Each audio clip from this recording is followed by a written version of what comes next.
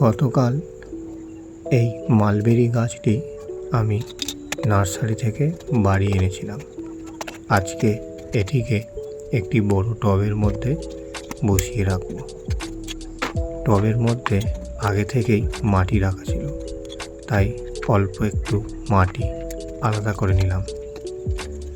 মাটি আলাদা করার পর গাছটি সুন্দরভাবে টবের মধ্যে বসিয়ে নিলাম।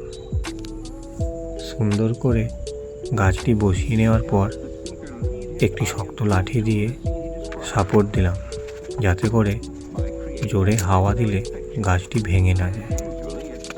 টবের নিচের মাটি আমি খুব সুন্দর করে চাড়িয়ে দিলাম, যাতে গাছটি এরপরে পর্যাপ্ত পরিমাণে গোবর সার বা ভার্মিক কম্পোস্ট আমি টবের ওপরে দিয়ে দিলাম। তার সঙ্গে পরিমাণ মতো জল দেওয়াটা প্রয়োজন। আমি সুন্দর করে পরিমাণ মতো জল গাছটির গোড়ায় দিয়ে দিলাম, এবং যাতে গাছটি হাওয়ায় বেশি দোলা না লাগে, শক্ত লাঠিটির সঙ্গে সাপোর্ট দিয়ে বেঁধে রাখলাম। এইভাবে বেশ কিছুদিন এটাকে বেঁধে রাখবো, এবং আগামী 2 দিনের জন্য গাছটি ছাওয়াতে রেখে দেব।